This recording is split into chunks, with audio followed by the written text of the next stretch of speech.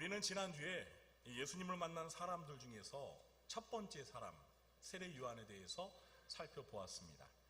오늘은 예수님을 만난 두 번째 사람으로 니고데모에 대해서 살펴보려고 합니다. 먼저 니고데모가 누구인지, 니고데모의 이력에 대해서 간단히 알아보겠는데요. 니고데모라는 인물은 사복음서 가운데 유일하게 요한복음에만 나옵니다. 요한복음에서도 3장, 7장, 19장 딱 3번만 나옵니다. 오늘 본문에서 니고데모에 관하여 우리가 알 수 있는 몇 가지 정보가 있습니다. 첫 번째, 니고데모는 바리새인이었습니다. 예수님 당시에 이스라엘은 바리새파, 사두개파, 에스네파 이렇게 세 개의 대표적인 종파가 있었습니다. 그 중에서 바리새파는 모세의 율법을 연구하고 가르치며 엄격히 지키면서 나름대로 경건하게 살고자 했던 사람들이었습니다. 이렇게 율법을 연구하다 보니까 자연스럽게 율법을 기록하고 그 의미를 해석하고 가르치는 율법 선생인 서기관들이 대부분 바리새파 사람들이었습니다. 예수님 당시에 이 대중들에게 가장 존경받는 이스라엘 사람들이 바로 바리새인들이었습니다. 그래서 오늘 10절에 보면 예수님도 이 바리새인이었던 니고데모를 가리켜서 이스라엘의 선생이라고 부르고 있습니다. 이렇게 신약 성경에서 니고데모처럼 바리새인이었던 유명한 사람이 한 명 있죠. 누구죠? 사도 바울. 사도 바울이 예수님을 만나기 전에 바리새인이었습니다. 아닌 것 같습니까? 바리새인입니다. 당대 이스라엘에서 가장 위대한 율법학자 가말리엘의 제자로서 율법을 철저히 연구하고 배웠던 그러한 바리새인이 바로 니고데모가 사도 바울이었습니다. 이렇게 니고데모는 바리새인이었다라는 사실을 기억하시기 바라고요. 두 번째는 니고데모는 유대인의 지도자였습니다. 그가 유대인의 지도자였다라는 말은 산헤드린 공회의 회원이었다라는 의미입니다. 산헤드린 공회는 이스라엘 사회에서 이 정치적인 문제를 제외하고, 이 정치적인 문제는 로마 총독이 관여를 했기 때문에 이 산헤드린 공회는 입법과 사법, 행정을 총괄하는 최고 의결 기관이었습니다. 이 산헤드린 공회의 의장은 당시에 대제사장이 맡았고 회원은 70명으로 구성되었는데 이 70명 중에 바리새인이 22명, 그리고 제사장 계급으로 된 사두개파 사람들이 24명, 그리고 나머지 24명은 이스라엘 장로들이 차지했습니다. 이스라엘 사회에서 그 종파들 중에 바리새파가 가장 큰 세력을 형성하고 있었는데요. 이 바리새인들이 전성기에는 이스라엘 사회에서 6,000명이나 되었습니다. 굉장히 많았죠. 그런데 이렇게 많은 바리새인들 중에서 22명만이 산헤드린 공회의 회원 자격을 얻을 수가 있었어요. 그러니까 경쟁률이 엄청 치열했겠죠. 그 6,000명 되는 많은 바리새인들 중에 22명 중에 한 명이 바로 니고데모였습니다. 한마디로 니고데모는 이스라엘 사회에서 출세하고 성공해서 부와 명예와 권력을 지닌 가장 잘 나가는 엘리트 중에 한 명이었습니다. 이제 니고데모가 어떤 인물이었는지 아시겠죠? 네, 여러분 부럽지 않습니까? 네, 이렇게 잘 나가는 사람들 보면 좀 배가 아프잖아요? 네. 자, 그럼 둘째로 니고데모가 어떻게 예수님을 만나게 되었는지 살펴보겠습니다. 오늘 본문은 니고데모가 개인적으로 예수님을 처음 만났을 때 있었던 일을 기록하고 있습니다. 이 요한복음에 따르면 아마도 니고데모가 예수님을 만난 것은 예수님의 공생의 초기에, 그러니까 예수님이 메시아로서, 그리스도로서 본격적인 활동을 시작할 무렵에 예수님이 유대인의 최대 명절인 유월절을 지키기 위해서 예루살렘에 머물고 있을 때에 이루어졌던 것 같습니다. 어느 날 밤 니고데모는 예수님이 머물고 계신 장소를 찾아왔습니다. 근데 왜 낮에 찾아오지 않고 밤에 찾아왔을까요? 그 이유에 대해서 두 가지 추측을 해볼 수 있습니다. 첫 번째 이유는 낮에는 그가 일을 하느라 분주했기 때문입니다. 니고데모는 사내들인 공회원이었습니다. 이 사내들인 공회는 안식일과 명절 기간을 제외하고는 매일 모였습니다. 매일 아침 일찍부터 저녁까지 모여서 이스라엘 사회에서 발생하는 여러 가지 종교적이고 사법적인 문제들을 처리했습니다. 그래서 이스라엘 관리인 이 니고데모는 낮에는 사내들인 공회원으로서 공회에 참석하여 일을 처리하고 저녁에서야 퇴근하고 나서 밤에 예수님을 찾아왔다고 볼 수 있습니다. 두 번째 이유는 자신의 신분상 예수님을 만난다는 사실을 숨기고 싶었기 때문입니다. 2장 13절과 23절을 보시면 예수님이 예루살렘에 머물고 있던 시기가 이 유대인의 명절인 유월절 기간이었습니다. 그러니까 만약 니고데모가 유월절 기간 중에 예수님을 만났다면 안식일과 명절 기간 중에는 이 사내들인 모임이 없습니다. 우리도 이 명절 연휴에는 다 쉬지 않습니까? 이스라엘 사회도 마찬가지입니다. 명절 때에는 사내들인 공회에도 모임을 갖지 않습니다.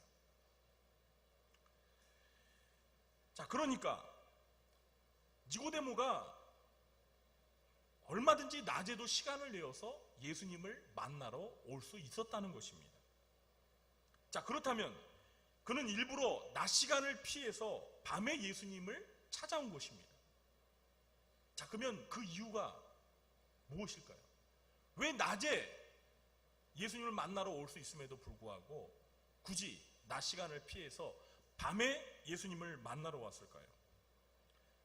복음서를 읽어보시면요, 당시에 이 바리새인들과 제사장 같은 이스라엘의 종교 지도자들은 예수님을 좋아하지 않았습니다.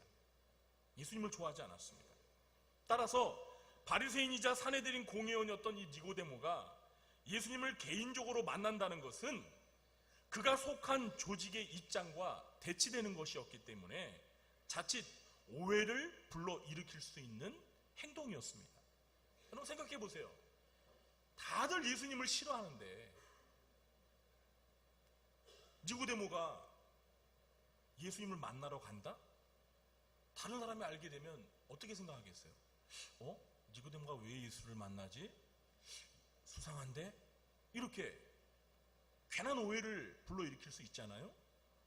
그렇기 때문에 니고데모는 사람들의 시선을 피해서 밤에 몰래 예수님을 만나러 왔을 가능성도 있습니다. 단언할 수는 없지만 개인적으로 저는 이 두 번째 이유 때문에 니고데모가 밤에 예수님을 찾아왔다고 생각합니다. 아무튼 어떤 이유에서든 이 니고데모는 개인적으로 예수님을 꼭 만나고 싶어 했던 것만큼은 분명합니다. 자, 2절에서 니고데모가 예수님께 하는 말을 들어보면 니고데모는 예수님에 대해서 다른 바리새인들이나 종교 지도자들과는 달리 매우 호의적인 입장을 가지고 있다는 것을 알 수 있습니다. 2절을 제가 다시 한번 읽어보겠습니다. 그가 밤에 예수께 와서 이르되 랍비여, 우리가 당신은 하나님께로부터 오신 선생인 줄 아나이다. 하나님이 함께 하시지 아니하시면 당신이 행하시는 이 표적을 아무도 할 수 없음이니이다. 여러분, 지금 니고데모가 예수님에 대해서 랍비라고 부르고 있습니다. 그럼 랍비라는 말은요, 선생님이라는 뜻입니다. 이스라엘 사회에서 이 랍비라는 호칭을 들을 수 있는 사람들은 니고데모와 같이 율법을 연구하고 가르치는 율법 학자들, 율법 선생들, 이들만이 랍비라는 호칭을 들을 수 있었습니다. 그러니까 이스라엘 백성들이 율법을 연구하고 가르치고 율법을 해석하는, 그리고 율법대로 철저히 지키며 살아가는 이런 니고데모와 같은 서기관들, 바리새인들을 향해서 존경하는 마음으로 랍비여, 선생님, 이렇게 불렀던 것입니다. 그런데 니고데모가 지금 랍비 교육을 정식으로 받지 않으셨던 나사렛 목수 출신의 예수님에게 랍비라는 호칭을 사용하고 있다는 겁니다. 이것은 그가 예수님을 매우 존경하고 있다는 것을 의미하는 것입니다. 더군다나 당시 이스라엘에서 이 정식으로 랍비 자격증을 따려면 40세부터나 가능했습니다. 그러니까 니고데모는 바리새인으로서 이스라엘의 랍비 자격증을 가지고 있었던 사람이었어요. 그러니까 니고데모의 나이가 적어도 몇 살 이상이라는 거예요? 40살, 40살 이상이라는 거예요. 제가 생각하기에는요, 한 50은 넘었을 것 같아요. 왜냐하면 니고데모가 4절에 보면 이런 말을 했어요. 예수님이 사람이 거듭나지 않으면 하나님 나라를 볼 수가 없다고 그러니까 니고데모가 그 말을 듣고 이렇게 말합니다. 사람이 늙으면 어떻게 날 수 있사옵나이까? 두 번째 모태에 갔다가 날 수 있사옵나이까? 그러니까 사람이 늙으면, 이게 무슨 말이에요? 자기가 늙었다라는 거예요. 이해가 되십니까? 네. 그러니까 니고데모가 늙을 정도로 나이가 많은 사람이었다는 것을 알 수가 있습니다. 자, 그런데 니고데모가 예수님을 만났을 때 예수님의 나이는 몇 살일까요? 예수님이 공생애를 막 시작할 무렵이었으니까 예수님의 나이가 30살이나 31살 정도 되었어요. 그러니까 예수님이 니고데모보다 나이가 적어도 10살이나 20살 정도 어렸습니다. 그러니까 예수님보다 나이도 훨씬 많고 이스라엘의 랍비이면서 더구나 사내들인 공회의원이었던 니고데모가 예수님에게 랍비라고 부르는 것은 그가 예수님을 존경했을 뿐만 아니라 매우 겸손한 사람이라는 사실을 의미하는 것입니다. 니고데모는 2장 23절을 보면 6월절 기간 동안 예수님께서 예루살렘에 머무시면서 행하신 기적들에 대해서 보고 들었던 것 같습니다. 그래서 그는 예수님을 하나님께로부터 오신 선생님으로 알고 하나님이 함께 하시지 않으면 그런 기적을 행할 수 없다고 생각하면서 예수님에 대해서 신뢰감을 가졌던 것 같습니다. 자, 여기에서 우리가 니고데모를 통해서 배우는 교훈이 하나 있습니다. 예수님과의 소중한 만남을 위해서는 겸손한 자세를 가져야 한다는 것입니다. 사실 당시의 인간적인 기준으로 보면은요, 나사렛 촌동네의 목수 출신이었던 예수님에 비하면 고위 공직자이자 이스라엘의 랍비였고 예수님보다도 훨씬 더 연장자였던 니고데모는요, 예수님 앞에서 겸손할 필요가 없었던 사람이었어요. 뭐로 보아도 예수님이 오히려 니고데모 앞에서 겸손하게 이렇게 섬겨야 되지, 니고데모가 예수님 앞에서 선생님 하면서 이렇게 자신을 낮출, 이게 참 상식적으로 생각해보면 이해가 안 되는 거예요.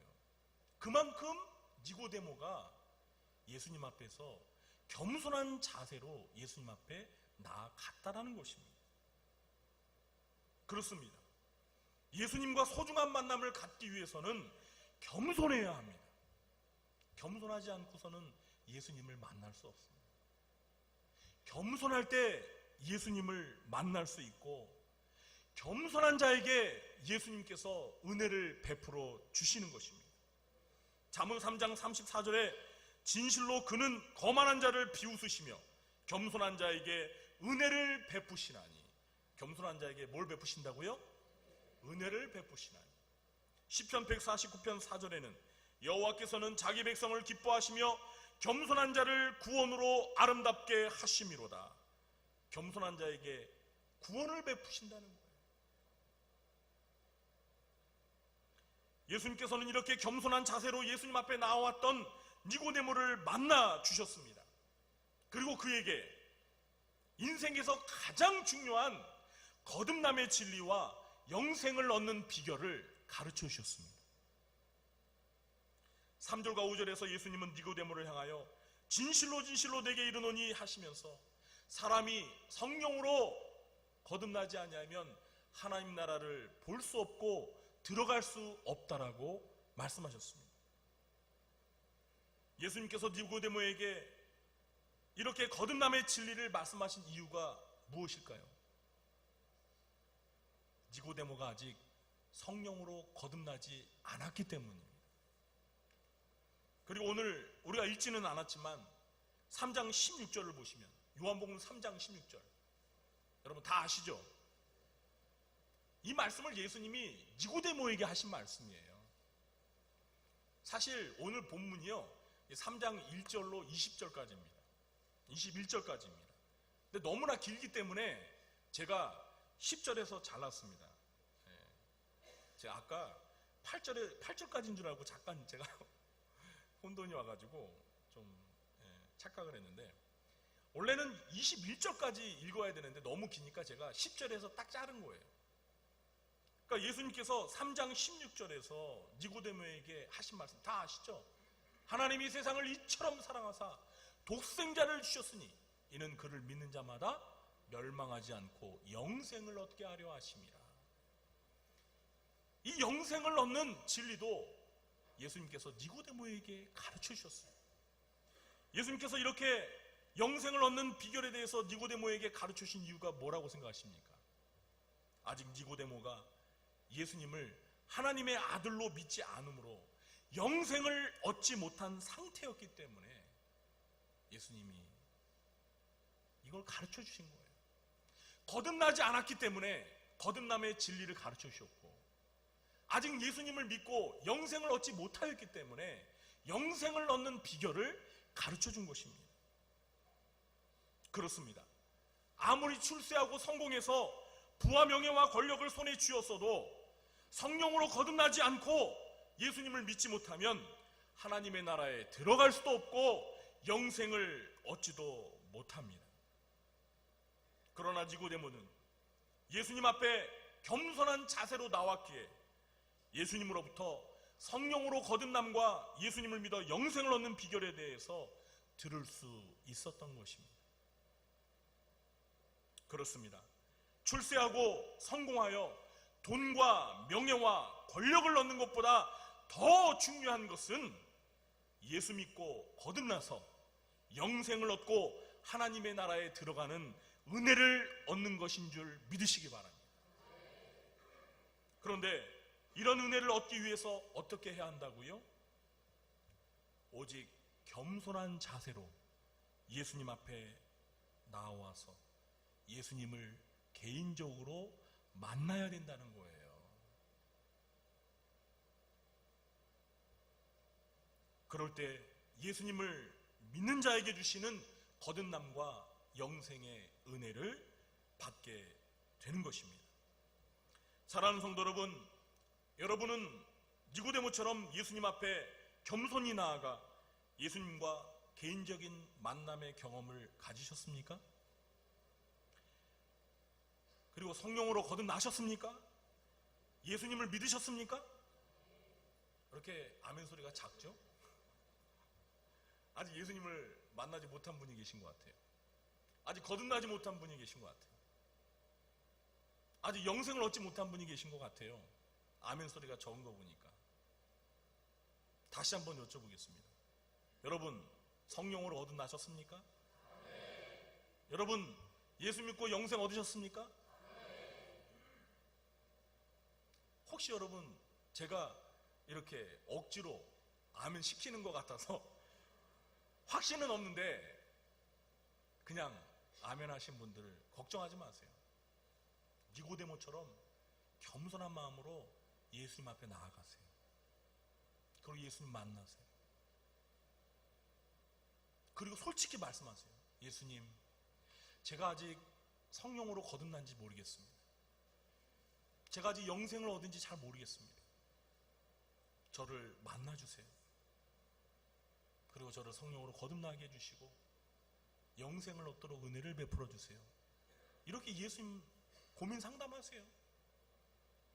겸손하게 나아가시면 예수님은 거절하지 아니하시고 여러분을 만나주시고 여러분에게 거듭남의 진리와 영생을 얻는 비결을 가르쳐 주시고 또 실제로 거듭나서 하나님 나라를 들어갈 수 있고 예수님 믿어 영생을 얻도록 은혜를 베풀어 줄 줄 믿으시기 바랍니다. 자, 그러면 마지막 셋째로 예수님을 만난 후에 니고데모는 어떻게 되었을까요? 사랑하는 성도 여러분, 여러분은 어떻게 생각하십니까? 이 니고데모가 예수님을 만나고 난 후에 과연 예수님을 믿고 성령으로 거듭났을 거라 보십니까? 아멘? 그런데 오늘 본문에서는요, 그런 사실에 대해서 침묵하고 있습니다. 오늘 본문의 내용만을 놓고 본다면 니고데모가 거듭났는지 영생을 얻게 되었는지 알지 못합니다. 그런데 요한복음 7장과 19장에 나오는 니고데모를 보면은요, 그가 예수님을 믿고 거듭났다는 사실을 짐작할 수 있습니다.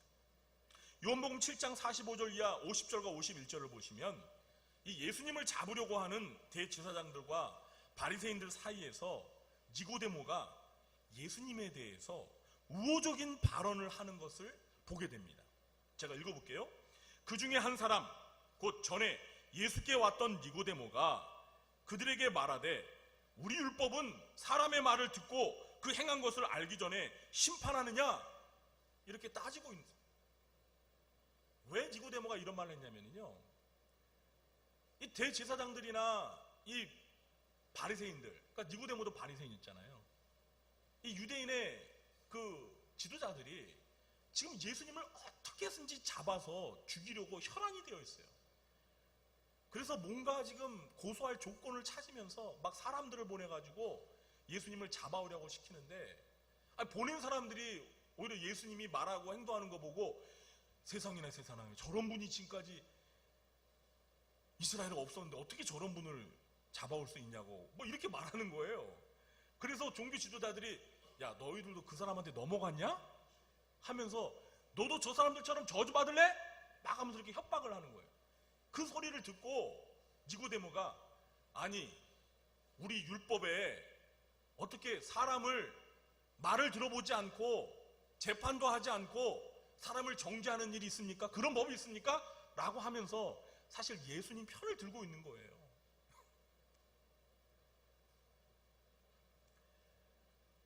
또 요한복음 19장 38절 이하를 보시면은요, 니고데모가 같은 공회원이자 예수님의 제자인 이 아리마대 사람 요셉과 함께 빌라도 총독으로부터 예수님의 시체를 가져가도록 허락을 받아서 아리마대 요셉의 무덤에다 장사 지낸 것을 알 수 있습니다. 여러분, 예수님의 시체를 무덤에 장사 지낸 사람이 누구라고요? 아리마대 요셉과 니고데모입니다. 두 사람 다 산헤드린 공회원이었어요. 그런데 여러분, 누가 예수님을 십자가에 못 박혀 죽도록 만들었죠? 산헤드린 공회가 그랬습니다. 산헤드린 공회가 재판을 열어가지고요, 예수님을 죽여야 한다라고 그렇게 한 거예요. 빌라도 총독에 재가를 받고 사형을 집행하도록 그렇게 한 거란 말이에요. 그런데 여러분, 산헤드린 공회원에서 예수님을 십자가에 못 박히도록 그렇게 했는데 산헤드린의 공회원인 아리마대 요셉과 니고데모가 예수님의 시신을 달라고 해서 무덤에다 장사를 지내요? 여러분, 만일 이런 행동을 산헤드린 공회원들 전체가 알았다면 어떻게 될까요? 아리마대 요셉과 니고데모가 어떻게 했어요? 아마 큰 불이익을 당하거나 어떤 제재를 받았을 겁니다. 그럼에도 불구하고 이 두 사람은 빌라도 총독에게 찾아가서 예수님의 시신을 달라고 요구하고 아리마다 요셉 자신의 무덤에다가 예수님을 장사 지냈어요. 이것은 이 두 사람이 예수님을 믿고 따르는 제자로서 예수님의 제자인 자신들의 정체를 더 이상 숨기지 않고 용감하게 당당하게 밝혔다라는 것을 의미하는 것입니다. 전에는 아리마대 요셉도 니고데모도 사람들의 그 따가운 시선이 두려워서 예수님을 믿는 제자라는 사실을 철저히 숨겼습니다. 그러나 이제 예수님이 십자가에 못 박혀 죽으시자 그들은 당당하게 자신들의 정체를 밝혔어요. 커밍아웃 한 것입니다. 커밍아웃. 뭐 동성애자들이 자기가 동성애자라는 걸 이렇게 커밍아웃 밝히듯이 니고데모도 이제 더 이상 숨어서 예수님을 믿는 007 신자가 아니라 떳떳하게 나는 예수님을 믿는 신자라는 사실을 커밍아웃 한 거예요. 예수님을 믿는 제자라는 사실을 밝히게 되면 그에게 주어지는 고난과 처벌과 희생도 달게 받겠다라는 그런 각오를 한 것입니다. 우리가 이것을 볼 때 니고데모가 이미 거듭나서 예수님을 믿는 신자가 되었다는 사실을 알 수 있는 것입니다. 사랑하는 성도 여러분, 이렇게 니고데모는 예수님을 만난 이후로 예수님을 믿고 거듭나서 예수님의 제자임을 당당하게 밝히는 제자가 된 것입니다. 저와 여러분은 세상에서 나가 살 때 예수님을 믿는 신자임을 숨기고 사십니까? 당당하게 밝히고 사십니까? 여러분, 요즘에는요, 교회에서 사람을 만나지 않으면요, 교회 다니는 신자인지 알 길이 없어요. 이게 무슨 얘기냐면요, 제가 중고생, 대학생 때만 해도요, 교회를 다닐 때는, 주일날 교회 갈 때는 다 성경책을 이렇게 손에 들고 다녔습니다. 장로님 그랬죠? 그리고 그 성경책은요, 전부 다 겉표지가 까마고 요 안이 다 빨개했어요. 그렇지 않습니까? 그래가지고 다 성경책이라는 걸 누구나 다 알 수 있어요. 그런데 요즘에는 성경책을, 이 성경책이 귀해서 그런지 가방에다 다 넣고 다녀. 그리고 교회 올 때 성경책도 아예 안 가지고 와요. 그냥 와요. 왜냐면 여기에 보면 성경책이 비치함에 있기 때문에 그냥 그 성경책을 쑥 빼가지고 갈 때 다시 비치함에 꽂고, 그러다 보니까 뭐 주일날 이렇게 길거리를 보면 누가 교회를 가는 기독교 신자인지 모른단 말이에요. 모른단 말이에요. 그러니까 요즘에는요, 자기가 나 교회 다니는 신자라고 말하지 않는 이상은 외모를 봐가지고는 잘 모릅니다.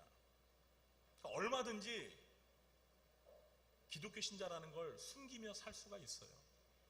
그런데 여러분, 어떠십니까? 여러분은 예수님을 믿는 신자라는 사실을 일부러 숨기며 사십니까? 아니면 떳떳하게 밝히며 사십니까? 왜 대답을 못하세요? 여러분, 마태복음 10장 32절부터 33절 말씀을 제가 읽어드릴 테니까 한번 잘 들어보세요.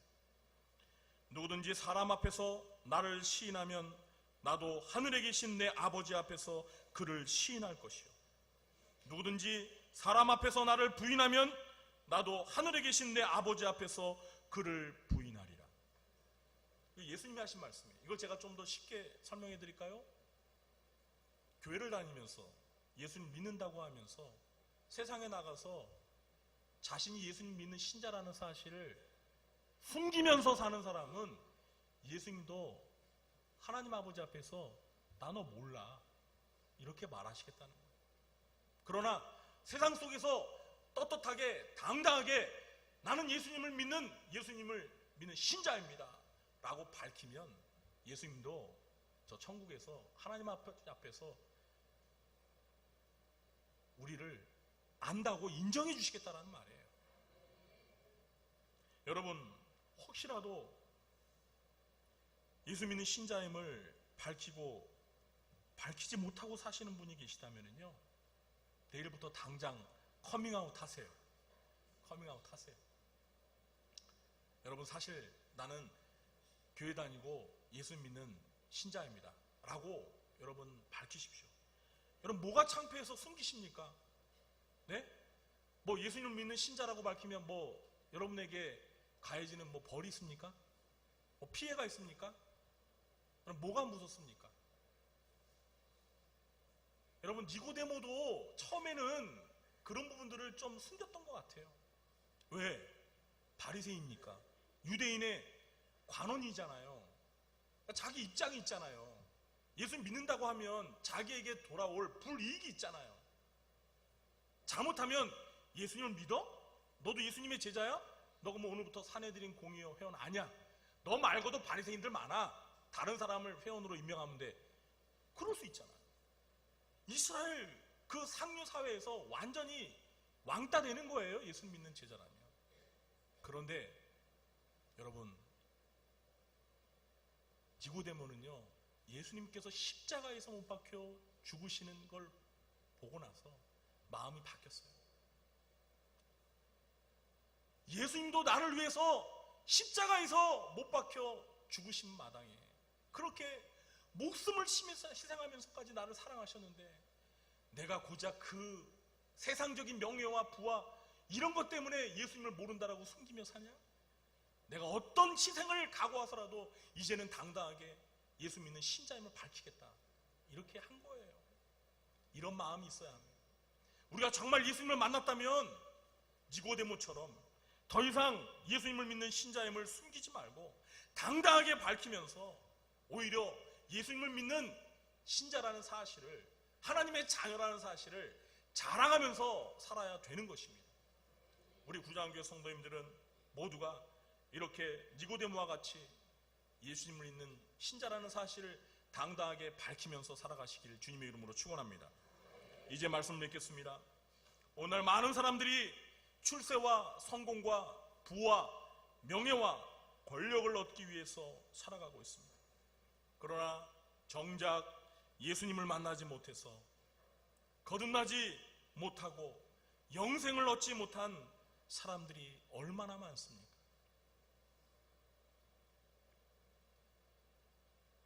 여러분 가까운 주위에 이런 사람들 많아요.